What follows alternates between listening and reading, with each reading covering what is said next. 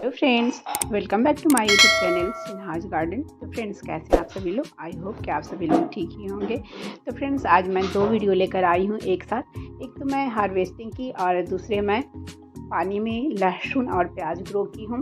तो पहले तो मैं हार्वेस्टिंग कर लेती हूँ। तो ये देखिए, मेरे हर एक पॉट में इस तरह से बथुआ निकले हुए हैं। सब में कुछ ना कुछ है और मैं ज़्यादातर तो ऑर्गेनिक खाद का ही इस्तेमाल करती हूँ, इसलिए बथुआ को मैं हार्वेस्ट कर ले रही हूँ। और बथुआ के फ़ायदे तो आप जानते ही हैं, पहले भी मैं इसकी वीडियो डाल चुकी हूँ और पिछले साल तो और भी ज़्यादा बथुआ की हार्वेस्टिंग की थी मैं, और उसकी वीडियो भी मैं डाली हुई हूँ।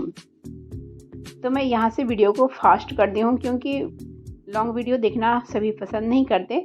तो ये देखिए, सभी पॉट से मैं इस तरह से निकालती हूँ और सभी पॉट्स में कुछ ना कुछ है। और इधर अब मैं आ गई हूँ नीचे, और नीचे में भी है, तो नीचे में भी मैं निकाल लेती हूँ, फिर दिखाती हूँ कि मैंने कितना बथुआ हार्वेस्ट किया है। सब पॉट में कुछ ना कुछ निकले हुए थे और इसमें सिर्फ स्पेशल बथुआ ही निकला हुआ है। और ये सब अपने ही निकला हुआ था क्योंकि पिछले साल भी थे तो उसके सीड्स गिर गए होंगे, तो इसमें ज़्यादा निकल गए हैं। तो मैं हार्वेस्ट कर लेती हूँ, फिर दिखाती हूँ कि कितना निकला। पिछले साल तो मैं अपने छोटे से ही गार्डन में लहसुन, प्याज, धनिया, पालक, चुकंदर सभी लगाए थे और सभी की अच्छी हार्वेस्टिंग भी की थी। लेकिन इस बार कुछ नहीं लगा पाए, काम की वजह से। काम हो रहे हैं, मतलब कंस्ट्रक्शन वर्क चलने की वजह से। तो अब लगभग काम समाप्त हुए हैं, लेकिन थोड़े थोड़े अभी हो ही रहे हैं, पूरी तरह से समाप्त नहीं हुए हैं। तो ये देखिए, मैंने हार्वेस्टिंग कर लिया है, इतना ही निकला है। लेकिन ये घर की चीज़ें हैं और घर की चीज़ें बहुत ही शुद्ध, बिल्कुल शुद्ध होती है। तो ये पहले से देखिए मार्केट का है बथुआ, और इसमें चने की साग है। तो चने के साथ है बथुआ मिलाकर बनाइए तो बहुत टेस्टी बनती है। तो इस तरह से तो मैंने जो हार्वेस्ट किया है बथुआ वो भी डाल दूँगी। तो आप भी अपने गार्डन में अगर इस तरह के बथुआ वगैरह कुछ भी निकल जाते हैं तो उसे बीट समझ कर निकाल कर फेंके नहीं। अब चलते हैं दूसरी वीडियो की ओर। मेरी दूसरी वीडियो है पानी में हमने लहसुन और प्याज ग्रो किया है। तो मैं हमेशा सॉइल में भी ग्रो की हूँ। पिछले साल मैं वीडियो भी डाली थी और बहुत ही हेल्दी ग्रोथ हुई थी सॉइल में। तो ये देखिए, दिखाती हूँ पहले, उसके बाद ये देखिए प्याज की ग्रोथ कितनी हो गई है और ये हार्वेस्टिंग के लिए भी तैयार है। और ये देखिए, और ये लहसुन की, और मैं रूट्स भी दिखाती हूँ। तो इसमें देखिए इसके रूट्स कितने ग्रोथ किए हैं, और फिर मैं दूसरे के भी दिखाती हूँ। इसमें थोड़े कम ग्रोथ हुए हैं रूट्स के, लेकिन लिप्स निकले हुए हैं, ग्रोथ इसमें भी हुए हैं काफ़ी। और इसमें भी देखिए। और अब ओनियन की दिखाती हूँ। तो इसके हमें इसमें लहसुन नहीं मिलेंगे, लहसुन के दाने नहीं मिलेंगे, लेकिन हमें इसके लिप्स मिलेंगे। तो ग्रीन लिप्स के तो बहुत सारे फ़ायदे हैं, हम लोग बाज़ार से भी ख़रीद कर लाते हैं ग्रीन लिप्स से, लहसुन या प्याज के। तो बहुत ही बेनिफिट्स होते हैं और खाना चाहिए, इसलिए मैं तो हमेशा सॉइल में ग्रो करती हूँ। ऑनियन के देखिए, तो ऑनियन की ग्रोथ काफ़ी हुई है, रूट्स भी निकले हैं, कम निकले हैं, लेकिन इसके लिप्स बहुत बड़े हो गए हैं और हार्वेस्टिंग के लिए भी तैयार हैं। तो इसमें देखिए, इसमें भी रूट्स कम हैं लेकिन ग्रोथ काफ़ी है। तो चलिए अब मैं बताती हूँ कि इसको मैं कैसे लगाई थी और कैसे पॉट में लगाई हुई हूँ, और हमें इसकी देखभाल कैसे करनी चाहिए। तो इन सभी बातों को मैं अभी बताती हूँ।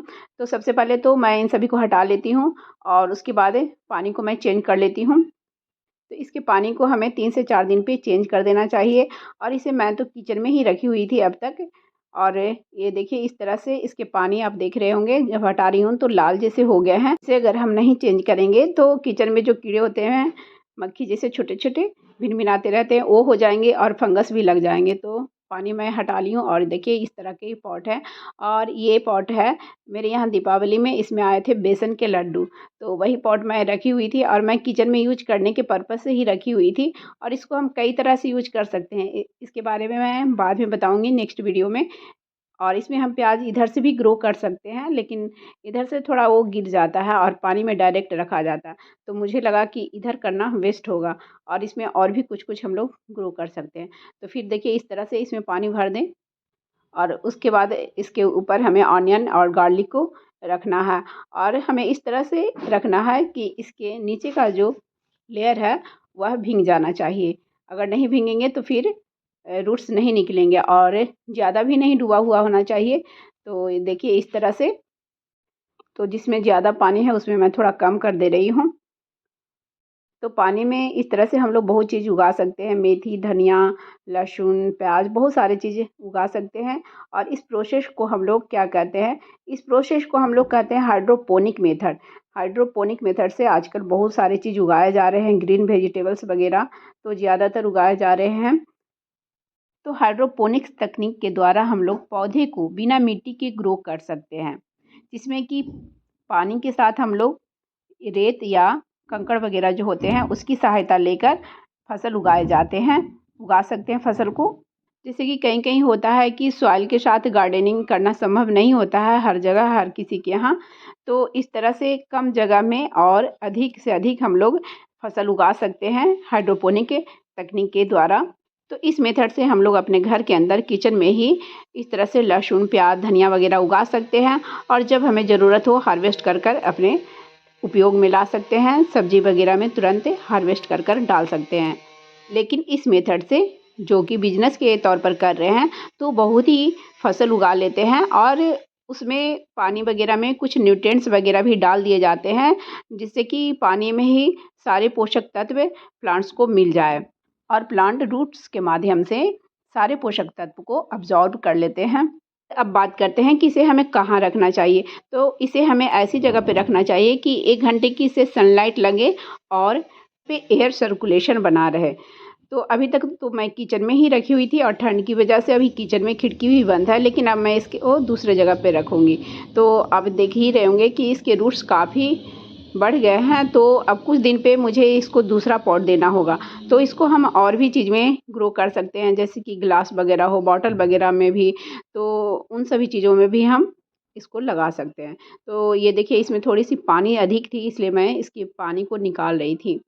तो 8 से 10 दिन लगभग हुए हैं इसको ग्रो किए हुए और अभी तक मैं इसे किचन में रखी हुई थी और वहाँ पे सनलाइट भी नहीं लग रहे थे। तो हमें ऐसी जगह पे इसको रखना है जहाँ पे इसको थोड़ी-सी सनलाइट लगे।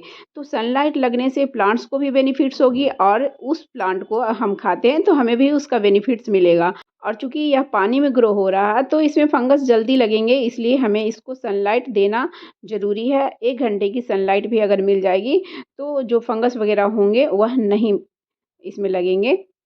तो अब मैं ऑनियन के लीव्स को हार्वेस्ट कर कर भी दिखाती हूँ, क्योंकि ऑनियन के लीव्स जो है वो हार्वेस्ट करने के लायक हो गए हैं।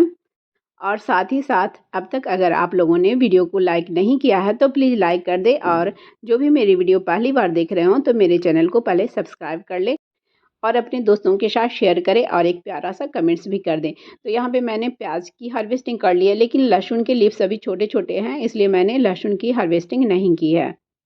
तो इसमें इतना ही स्पेस थे इसलिए मैंने इतना ही लगाया था, तो आप चाहे तो और भी लगा सकते हैं।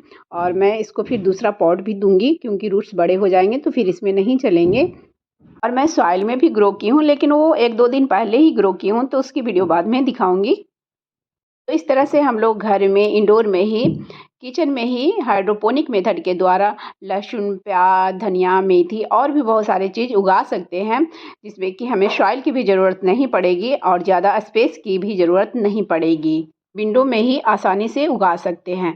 तो मैं तो बहुत थोड़ी-सी उगाई हूँ, लेकिन यहाँ पे देखिए 1 पोटा लहसुन पूरा है, तो इसमें कितनी सारी कलियाँ और सबसे लीव्स अगर निकलेंगे अच्छे से और ग्रोथ हो जाएँगे, तो कितनी सारी हार्वेस्टिंग हो जाएगी। तो इस तरह से आप भी उगा सकते हैं। मैं अपनी वीडियो को यहीं पे करती हूँ एंड। Thanks for watching.